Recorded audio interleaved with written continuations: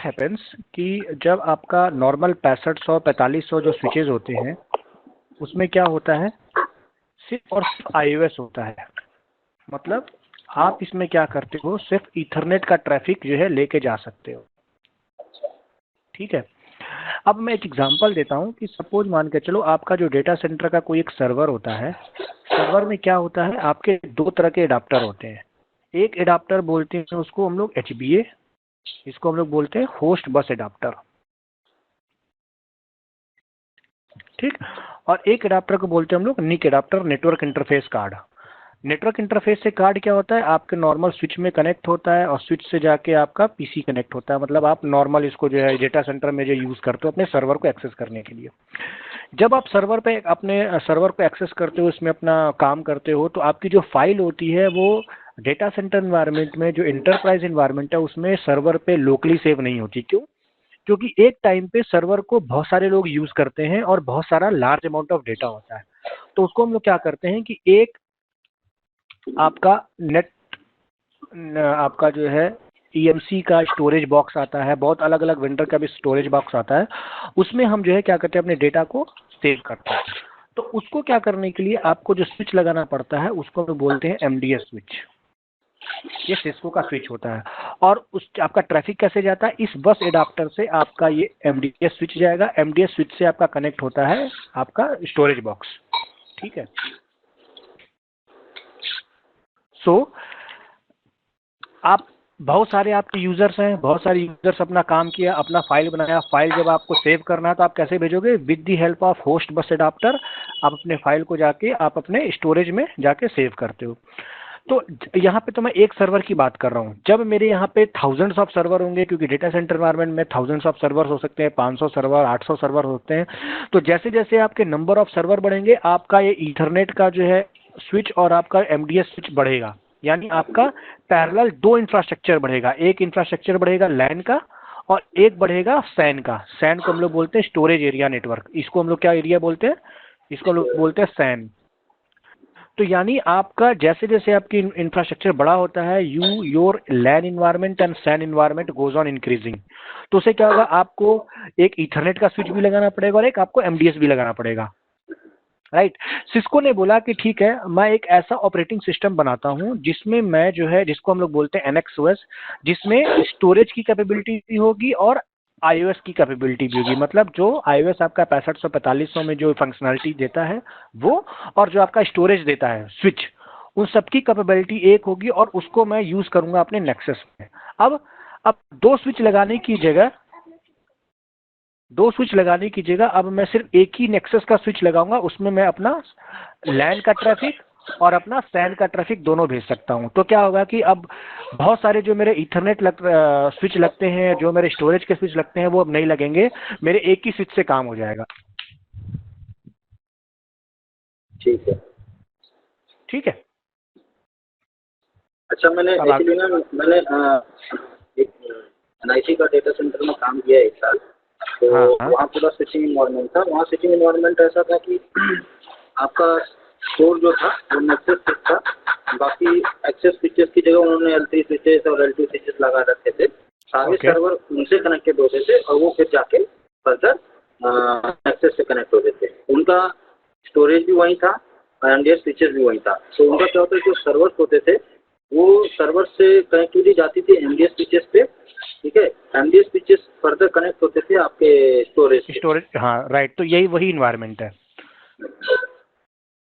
ठीक है। तो इस मतलब मेजर डिफरेंस यही आता है 6500 और नेक्सस OS में। एक्चुअली जो मुझे थोड़ा सा पता है कि आपका जो 6500 ये सब चीज़ें थी कैटलिस्ट OS थी, तो इनमें सैन का सपोर्ट नहीं था।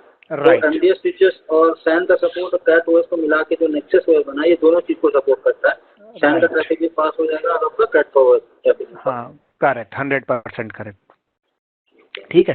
साथ में जो कैटलिस्ट स्विच है वो आपको जो है VPC का फीचर, आपका VDC का फीचर, आपका फैब्रिक पाथ, ये सारा जो फीचर नहीं देता, OTV का फीचर, ये सब नहीं देता जो आपका नेक्सस बॉक्स दे सकता है। ठीक, अब ये सारे फीचर जो है वो मैं हम जब अलग अलग पढ़ेंगे अपना वो टॉपिक्स आएगा तो एक एक एक फीचर जब उठाते जाएंगे और पढ़ते जाएंगे तो समझ में आता जाएगा कि कैसे कैसे उसकी फैसिलिटी है। ठीक है, ठीक है, ठीक है सर। अब सिस्को की जो है फैमिली क्या है, सिस्को की फैमिली बहुत बड़ी है। हम लोग स्टार्टिंग करते हैं नेक्सस 1000V से। Nexus 1000V is a virtual switch. Virtual मतलब सॉफ्टवेयर बेस्ड स्विच। ये कोई हार्डवेयर पे नहीं आता, ये एक्चुअली होता है जब आप किसी सर्वर पे ये सक्साई इंस्टॉल करते हो तो ये सक्साई के अंदर आपका एक लोकल स्विच होता है। उस स्विच के अंदर वो कैपेबिलिटी नहीं होती जो एक स्विच में होनी चाहिए। ये जो है VMware का स्विच होता है, उसको DVS बोलते हैं, डिस्ट्रीब्यूटेड वर्चुअल स्विच बोलते हैं। सिस्को कहती क्या है कि ठीक है आप इस स्विच की जगह मेरा नेक्सस 1000V यूज कर लो, जिसमें आप वो सारी फीचर्स यूज कर सकते हो जो एक नॉर्मल कैटलिस्ट स्विच में यूज होता है, मतलब वो सारी फंक्शनैलिटी यूज करा सकता है। तो it is a normal software based switch which is generally use in a ESXi server environment. ठीक है, नेक्सस 2000 आता है। नेक्सस 2000 और फैक्स, ठीक, इसको तीन चीजों में बोलते हैं। इसका मतलब होता है it acts as a remote line card.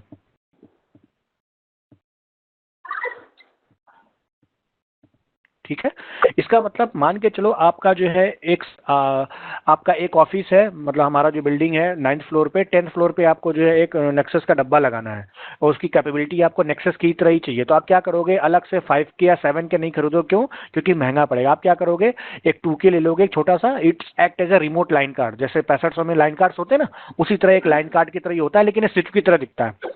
और ये जाके आप अपने 10th फ्लोर पे रख दोगे, 10th फ्लोर की इसकी कनेक्टिविटी कर दोगे अपने नेक्सस 5 के या 7 के साथ। इसमें बस एक यही चीज है कि इसके पास अपना खुद का ब्रेन नहीं होता, ये किसी न किसी पेरेंट स्विच से कनेक्ट होता है। अब पेरेंट स्विच आपका 5 के भी हो सकता है और 7 के भी हो सकता है। और इसके पास जो भी ट्रैफिक आएगा, इसके अंदर स्विचिंग कैपेबिलिटी नहीं होती। इसके पास ट्रैफिक आएगा, ये सीधे अपने पेरेंट स्विच को भेजेगा, पेरेंट स्विच प्रोसेस करके बताएगा कि इसको कहां भेजना है। तो 2K के पास कोई अपना ब्रेन नहीं होता है। मतलब आप ये कहना चाह रहे हो कि जो मेरा 2K होता है, इसका खुद का कोई आयोस नहीं होता? नहीं, इसके अंदर iOS होता है, लेकिन इसके अंदर स्विचिंग कैपेबिलिटीज नहीं होती है। अच्छा, आयोस होता है इसके अंदर? हाँ, इसके अंदर iOS होता है। इसके अंदर सेम वही iOS होगा जो आपके पेरेंट स्विच में होगा। दोनों को iOS मैच होना चाहिए, नहीं तो आपका 2K कनेक्ट नहीं हो पाएगा।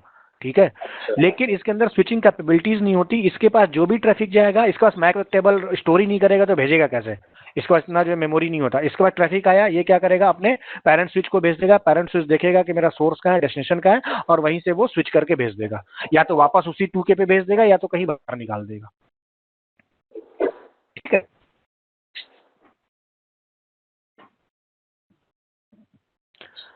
अब की और नेक्सस 4 के बेसिकली ये यूज होता है फाइनेंशियल सेक्टर में। फाइनेंशियल सेक्टर का मतलब आपका जैसे बैंक हो गया, ठीक है, जैसे आपका जो है एक्सचेंज हो गया,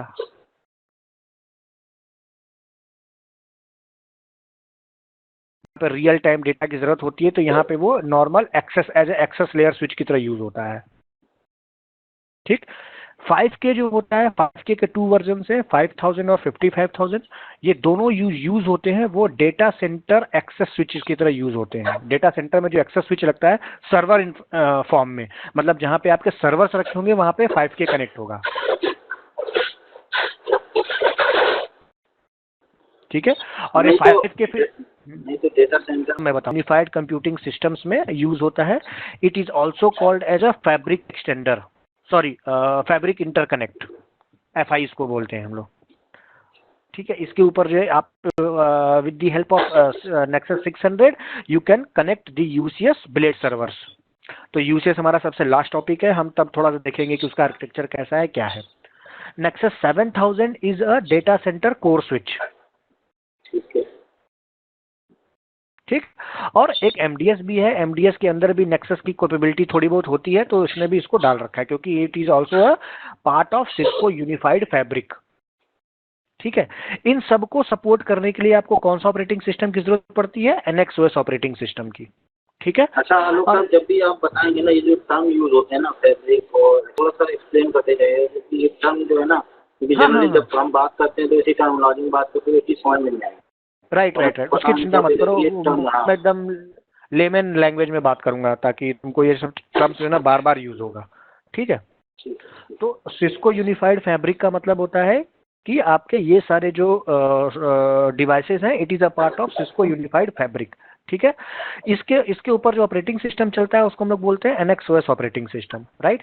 अब जैसे आप देखते होगे कि यार जब आपका लैंड डाउन होता है या कोई स्विच डाउन होता है तो आपके एनएमएस सर्वर में जो है अलर्ट्स आते हैं कि ये स्विच डाउन हो गया, ये ट्रंक डाउन हो गया, ये मेरा वैन लिंक डाउन हो गया, राउटर डाउन हो गया, राइट। तो राउटर डाउन हो गया, वैन डाउन हो गया, तो आपको जो डायग्राम में दिख जाएगा रेड, यानी मेरा वैन लिंक डाउन हो गया।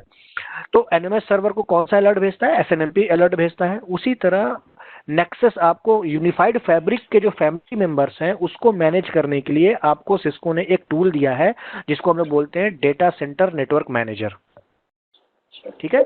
It is a tool, it is a software which is installed in a server, और जिसकी रीचेबिलिटी आप अपने सारे नेक्सस डिवाइस से कर देते हो, और वहां से with the help of SNMP ये सारा का सारा जो है इस रिकॉर्ड जो है डीसीएनएम नेटवर्क मैनेजर के अंदर जाता है। कोई नेटवर्क डाउन होता है, कोई नेक्सस अप होता है, कोई अलर्ट्स आता है, ठीक है। इसके अंदर आप कॉन्फ़िगरेशन पुश कर सकते हो, कॉन्फ़िगरेशन को निकाल सकते हो, इन्वेंट्री मैनेज कर सकते हो, सब कुछ कर सकते हो। तो it is a tool which is used to manage the Cisco unified fabric family, which contains 1000V, 2000, 3000, 4000, 5000, 6000, 7000 and 9000.